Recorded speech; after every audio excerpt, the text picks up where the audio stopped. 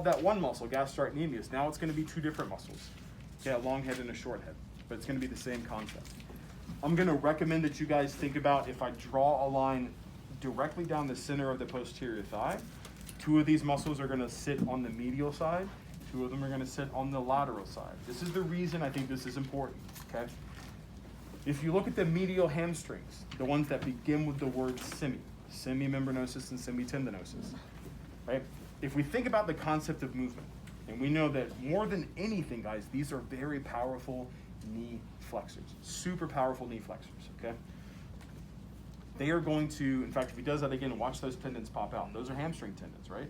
You can see how much those muscles are working, right? They're popping up right there. Big time knee flexors, okay? The medial hamstrings are going to insert on the medial bone of the leg. Which bone of the leg is medial? The tibia. That's right. So they're going to insert on the tibia, right? We're going to have specific locations, but this is a good place to start.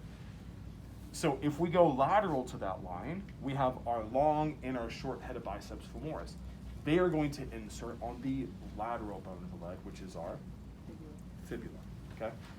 So that's helpful to think about them as medial and lateral. You're also going to learn that while they're all knee flexors, the medial muscles are going to perform medial rotation of a flexed knee, and the lateral ones are going to perform lateral rotation of a flexed knee, okay?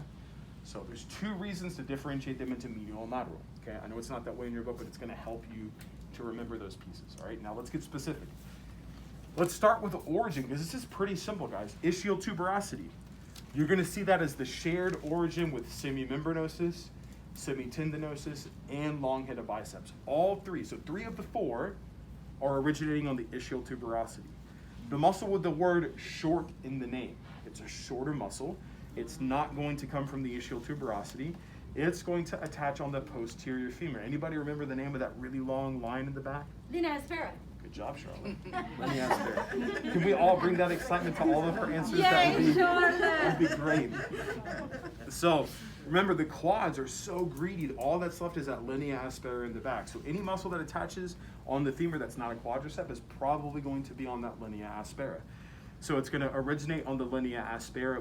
Both muscles are going to share an insertion on the fibula. Okay, we're going to talk about the specifics of that, but that's the start, right? Origin, ischial tuberosity, that's going to be the origin for all your hamstrings except for short head. It's on the linea aspera. As far as insertions go, let's start with our medial hamstrings.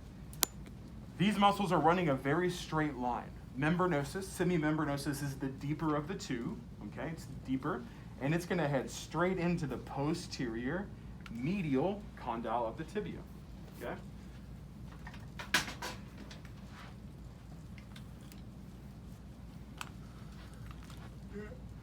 Okay, so ischial tuberosity, heading straight down to the posterior medial condyle of the tibia. Straight shot, right into the back. Super deep, right? Actually invests into the joint capsule of the knee. Very, very deep muscle, okay? However, semitendinosus is a little bit different. It's actually going to be on top, and that tendon is going to wrap around to the front of the leg. So you're gonna see proximal medial tibial shaft, anterior tibial shaft, okay? So if you find your kneecap and you go inferior, you'll feel that tibial tuberosity. If you head medial, it's not really a bony landmark, but it just feels like there's some tendons there. Mm-hmm. There's actually three tendons that all go there. It's called the pes and serenus. So in your book, you'll see proximal medial tibial shaft or pes and serenus. Serena? That is Serena. See, those are the kind of things y'all remember in your head, but it has nothing to do with Serena. I'll remember you forever. And Serenus is Latin for goose. And Pez, y'all remember Pez?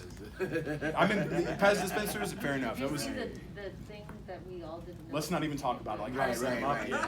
It's going to make you feel stupid but PES, that is your anatomical regional term for your foot. Okay? So if somebody has high arches, that's pes cavus. Flat feet is pes planus. Okay? Pes is foot.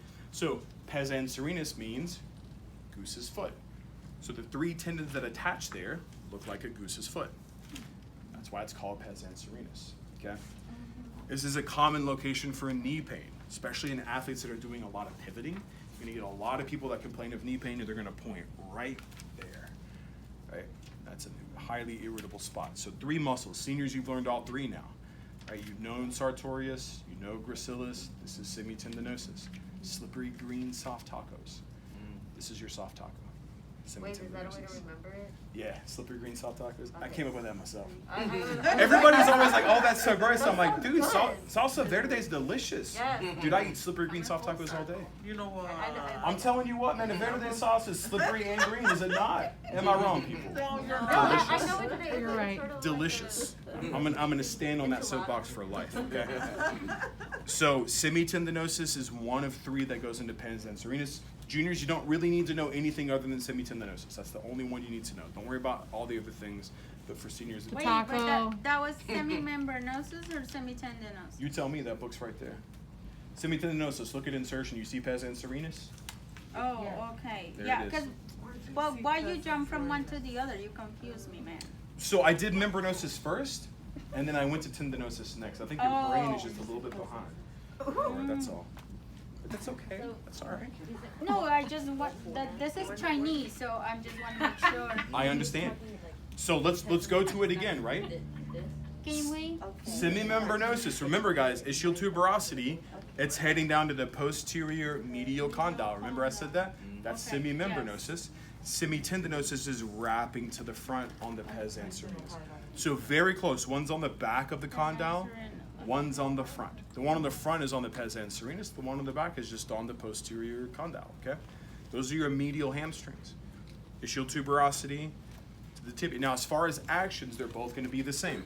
They are both going to perform knee flexion, right? Okay. So, Ashley, you show them knee flexion. I'm going to grab some tape. So let's take this for a second, right? Let's take a moment to put these bones right back. You can relax down, Ashley. I'm sorry. Right there, okay? Now, let's imagine we have a muscle, posterior medial condyle, if it'll stick. This might take a little bit of, See, like the stickers last week, now the tape. yeah. Ah, mess. Okay. That's true. Thank you very much. Okay, so posterior medial condyle, all right? And then let's imagine it's right here on the ischial tuberosity. Now, what happens when I flex the knee? This thing will stick. This is not a very strong tape, okay? So if I flex the knee, watch what happens with the tape. You see it develop slack? See, that's where I needed you to hold it, Laura, right there. Can you just hold that You femur didn't right even there say- for me? Thank I you. just don't want to touch places that I, Okay. we don't have a thing Don't to touch cover there. it. All right. Now, if you watch this tape, right, it's just resting. When I shorten it, watch what happens. You see it gets You got it, slack. Asher? That's that muscle shortening, right? And when I extend the knee, look, it's getting what? Longer. All right? Actions are how we describe a muscle when it's shortening. It's giving effort. He's sending energy to this muscle. It's shortening, and it's going to pull the tibia towards the ischium, giving us knee flexion. Now, obviously, this isn't an energetic muscle. It's just a piece of tape, so it's just going to go loose. Just like if I do this to his leg and have him relax, I've created slack.